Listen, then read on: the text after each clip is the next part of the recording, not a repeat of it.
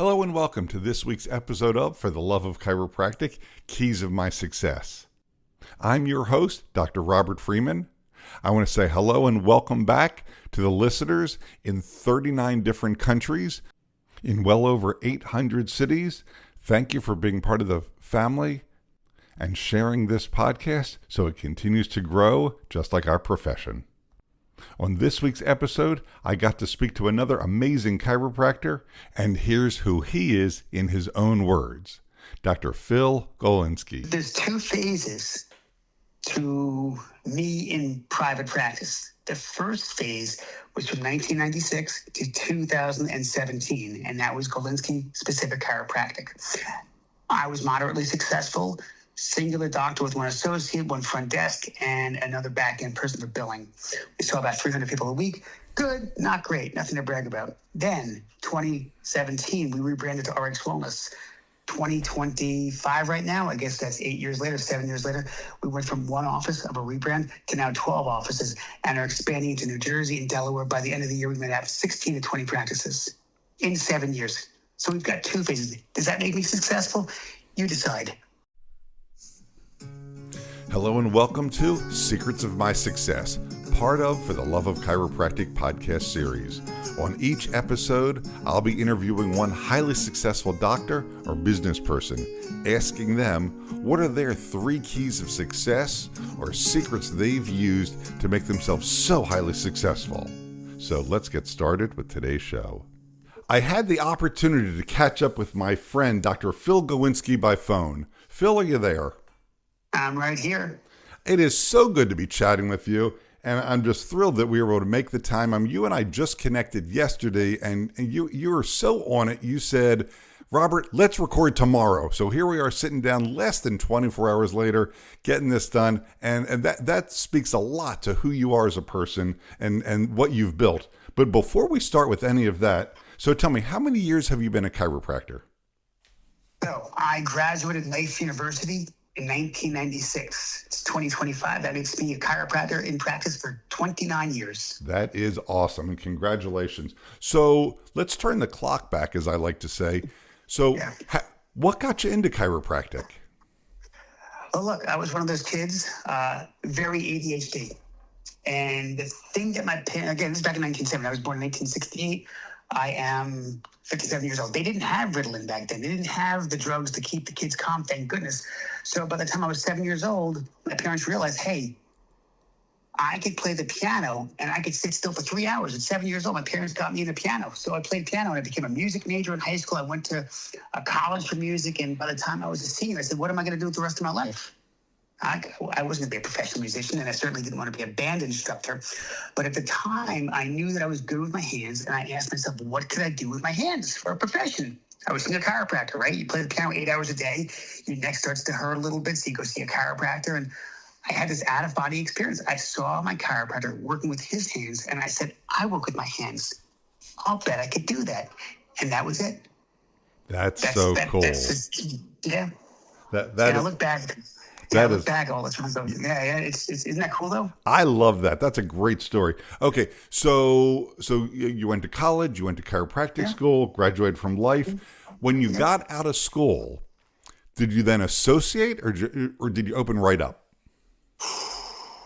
No, I didn't associate, and I had irrational confidence, which I think you gotta have if you're gonna go into private practice without knowing anything. But I did go into practice on my own, started a practice for $3,000. I didn't have a whole lot of financial backing. I had no business skills, but I went for it. I had great mentorship in chiropractic college, and I believed the mentors said, oh, Phil, you love chiropractic, you're passionate, let the passion shine, and people will come in. That didn't happen. I struggled a lot, but I did open my first doors back in 1996 when I graduated. Actually, 1995 I graduated. 6 months later, I found a place in Virginia, and here I was, and I struggled, but I did open doors. Now tell me a little bit about that struggle. What did the practice look like? And I know in hindsight, it's easy to say, well, that's why it didn't work. Share some of that with me and for the listeners, please. Well, I go back, and any person who's been in a bad relationship, but they don't know how bad it is until they end the relationship, that was me in my first practice. Yep. So now that you have that in the context, let me explain because again, what do you get for $3,000? Not a whole lot. I had posters that were scotch taped to the walls. It was a second floor with the elevator not working. It was in an area of the town of Herndon that if there was going to be crime, you could place a bet that 90% of the crime was going to be in that area that my practice was located. On the second floor, because there was no security, there was homeless people that slept inside the building. And every now and then someone would urinate. So it smelled like urine sometimes. Wow. You had day workers. So this is better. I'll tell you why. You have to have a positive for some sort of, like story that I'm telling you, which is true. The day workers would be sitting on the ledges of the property that I was on. So you can imagine any female that was going to come to my office would be stared at, whistled at, harassed. So, of course, my female population was very low. And this is the story that I'm painting you, which is accurate. Now, to be successful in that kind of environment, by the way, I had no x-rays either because I couldn't afford an x-ray unit. To be successful, you have to really get your policies and procedures down. You got to get your day one and you got to get your day two down pat. Okay, because you have to have exceptional adjusting skills to risk versus reward, aggravation versus reward, right? Is the aggravation of a person coming into my office, which again was not prime selling conditions, was the aggravation worth the reward of what they were going to get from my skill sets? Yeah. And so I had to be really good. And that's really, I believe, almost a blessing that I put myself in such an uncomfortable position for myself that I had to get good so I wouldn't fail. Wow. Okay. So you've painted an incredibly clear, vivid picture of where the practice was, what it looked like, the struggles and the difficulties. How long were you in that practice? I'm embarrassed to tell you.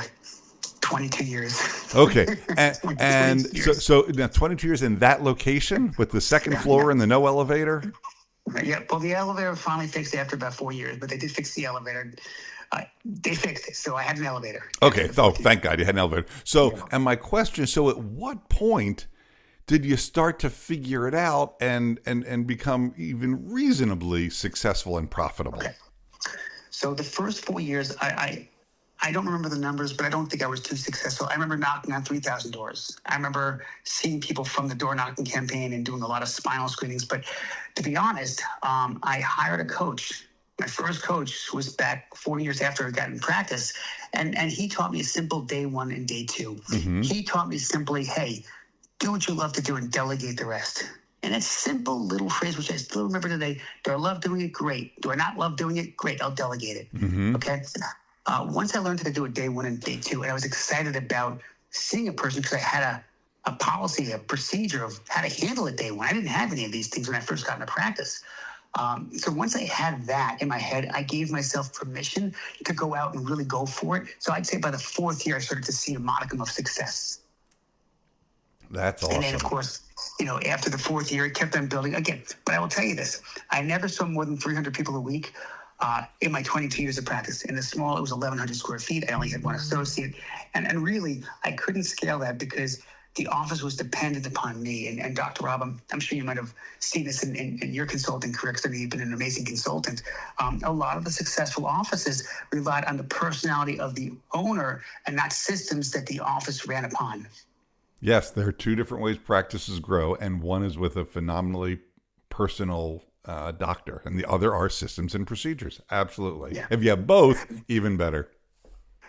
And I think that's what Rxwellness became, but what it was just me and my abundant energy and love for chiropractic. That, I believe, carried it. But again, that's not sustainable, and you cannot sustain a person. You can't scale a personality. No, of course not. Of course not. Okay, so that was that practice, and that was 22 years. I totally get it. Yeah. So let's fast forward a little bit. So tell me about the company now. Tell me about what makes the practice, the company, unique and special. Okay. So it would be disingenuous to say it was me, because it wasn't me. In fact, my second wife, Phoebe, was a corporate gal. She was a managing director of PricewaterhouseCooper. And for all of us chiropractors that don't know what PricewaterhouseCooper is, or Deloitte, or KPMG, or Ernst & Young, these are Big Four consulting firms. At Big Four consulting firms, I'm telling a background just so people have an idea of what this person who I married became and how she grew RX Wellness. These corporate people, these consultants, they scale multi-billion-dollar companies. They're the ones that optimize or get rid of and trim fat off of multi-billion Fortune 100 companies. She did that with the Marriott Hotels. She did that with Simon & Schuster Publishing. She worked for, I'm giving you backgrounds of her, Tiffany's, Mandarin Oriental, the big three, Pfizer, AstraZeneca, and Johnson & Johnson. She was on their consulting teams with the big CEOs of these companies. So she knew how to run a big business. She left corporate America when she actually saw the evils of big pharma. She'd been married to me for a few years, so she knew the background, but she also knew the benefits of natural health care. She came on board back in 2017, and she said, because I had been asking her for the last 3 or 4 years since we've been married, to join me. Of course, I didn't really know the vision. I just knew I wanted to make a dent in our profession. Sure. So when she said, hey, I know you've been asking me, I'm ready to move this needle. I want to come on board with with me. At the time we didn't have the name RX Wellness. But she'd been in a meeting with AstraZeneca, Johnson & Johnson, and Pfizer, and she was told by the big CEOs and COOs of these corporations that the pendulum is swinging to natural healthcare back in 2017. Now, if you're a consultant, A, you don't want to sell your soul knowingly, and she didn't know until she got that comment. But B, as a consultant, you always follow the money. You follow the money. Whether it's technology, trends, you follow the money if you're a good consultant, and that's where the money was going, into natural healthcare. So she jumped on board. We rebranded Golinsky Chiropractic to Rxwellness Spine and Health right across the street. I had the name rxwellness.net from 1996. Sheer luck that I got a great name. I feel that it's a good national name. But we did one practice back in 2017, and we doubled in volume within a year. Like literally, we're seeing 500 people within a year. Then we opened 2 more practices the next year. Then COVID happened, I think, a year later after that. I'm paraphrasing. So we took a break from growth. The following year, we did another 1 or 2. And then we started to acquire practices. Mm-hmm. Now, do I have time to go into the strategy behind the growth, the organic growth, versus the strategy behind mergers and acquisitions? Because people get interested sometimes. They'll ask me these questions. And I always say, you are not ready to start to buy and acquire practice until you can run 3, 4, 5, or 6 practices on your own. And the reason why is this: you have to write the playbook. And if you can't organically grow 3 or 4 practices on your own, you're not ready to acquire and integrate more practices. You're just not. You have to figure out how to build it on your own. Then when you acquire a practice that you can optimize and scale, because it's not being run properly, you know how to do it. But you have to learn the school of hard knocks and do it on your own first. And that's what we did. That makes sense. I love that. And thank you for taking the time to go over that. That was brilliant. I mean, that by itself was worth the price of admission here. That was amazing. So tell me about the practice now. Tell me about RX Wellness now. Here we are in 2025. Where is it now? Okay, so right now, it's a multidisciplinary, natural first kind of office. We scaled it for growth. Okay, it's not a traditional chiropractic chain. It's scalable. We've been involved with Modern Luxury DC, Good Morning Washington. We've made the Inc. 5,000 fastest growing companies in America 3 years in a row. We have, I'm hard to work. Look, I'm tough and I'm fair. Okay. I fly twice a year. I fly technique adjusting seminars to the Northern Virginia area, and now it's going to have to be soon Maryland area and maybe soon Jersey. But MLS, which was developed by my mentor, Dr. Arnaud Bernier, he developed an adjusting technique seminar called MLS. I fly them in every single year, and then I always find another really focused seminar, technique seminar.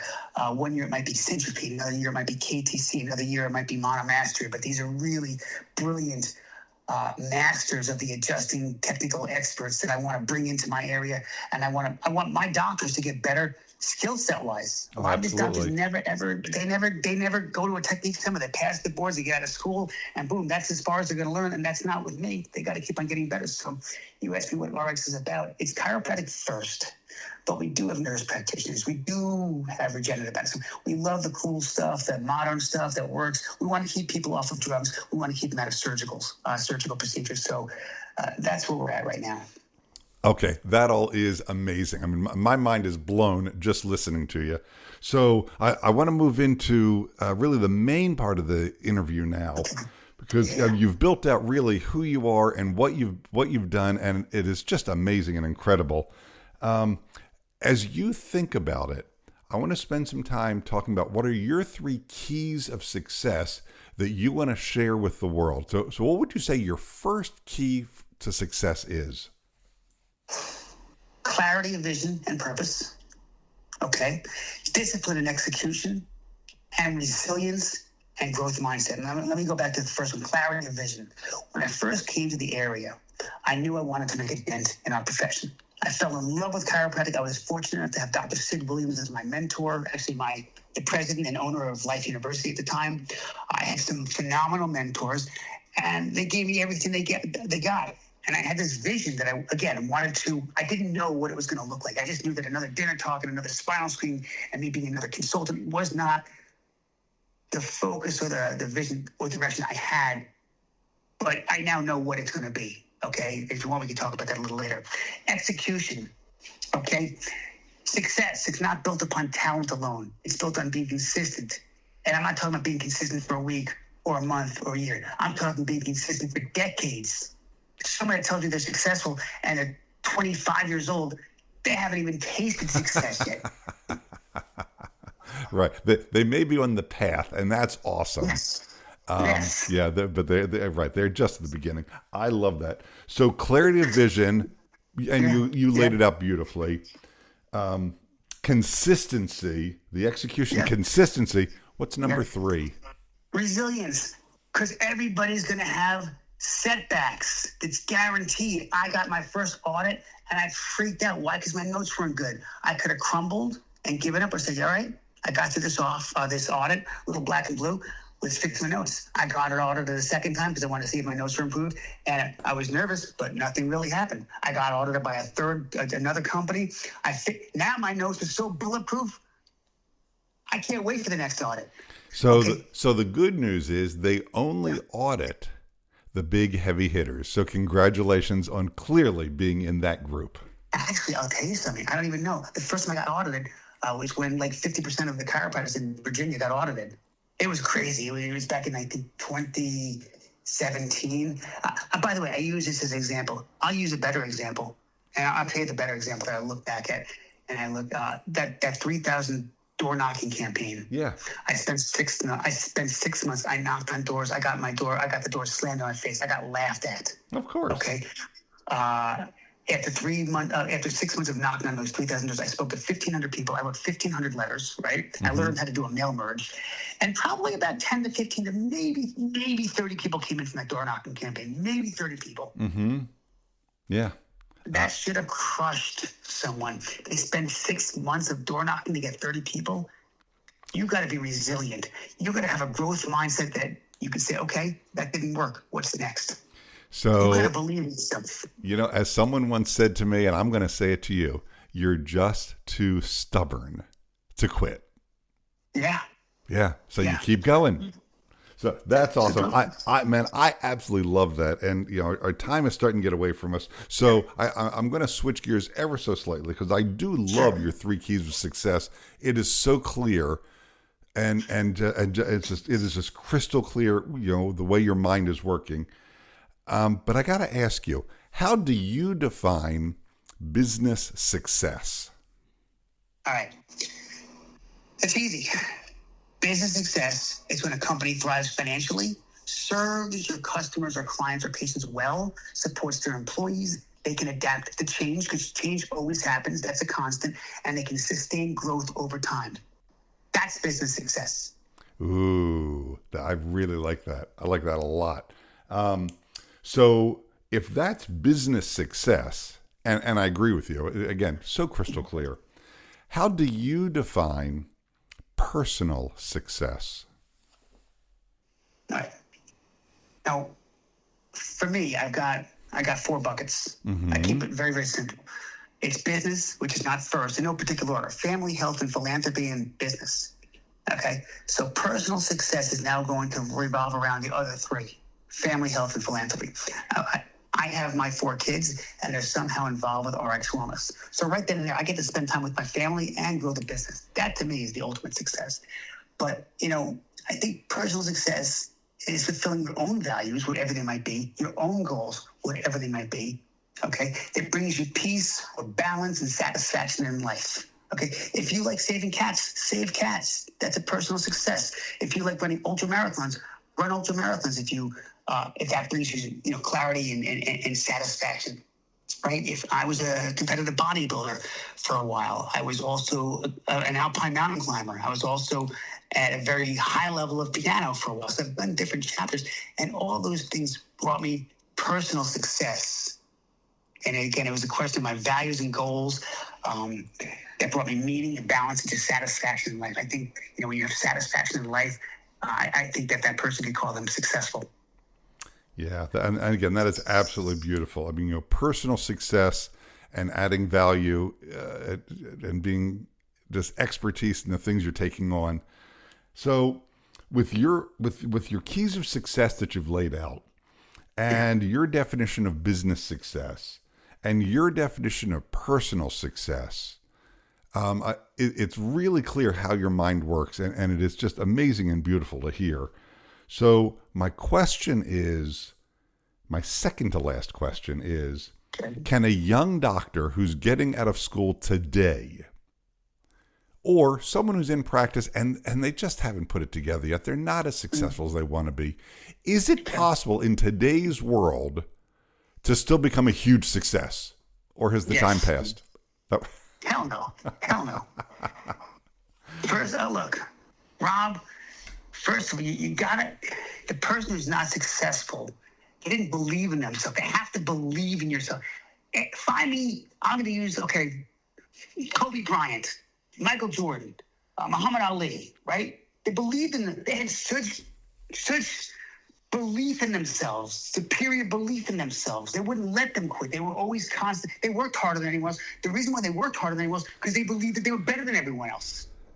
So you got to first believe that you are better than everyone else, and your brain will take you into action to create the necessary steps to get to success. And if they don't believe it, they're not going to pull themselves into action to figure it out. Okay, but then here's the cool thing about it, that every athlete that I just mentioned, I love sports, by the way, they said that Michael Jordan's fundamental skills in basketball was so perfect, and Muhammad Ali's learned how to throw a punch. It took him 3 or 4 years, they said, before he learned how to throw a proper punch. Muhammad Ali didn't come. Nothing comes natural to successful people. They worked at it. So when you said, is it possible for a young doctor or a doctor who's in whatever, it doesn't matter, they didn't work hard enough? Because let me tell you something, the average person loves mediocrity. That's what mediocrity is about. If you do something 10% more or 15% more over a consistent time, you will pull away from the rest of the crowd, period. That means getting your day 1 and day 2 down. And it's the same damn script every single day. It doesn't change. Don't try to get sexy with this script. Don't try to change the script. If it works, use it. Don't change it. Make it the same as it was 30 years ago and 30 years now. Use the same damn script. And guess what? That's why I'm successful. Because I didn't change the script. You get it? Yeah. People come in, they want to know, can you help me? How long is it going to take? What's it going to cost? That's it.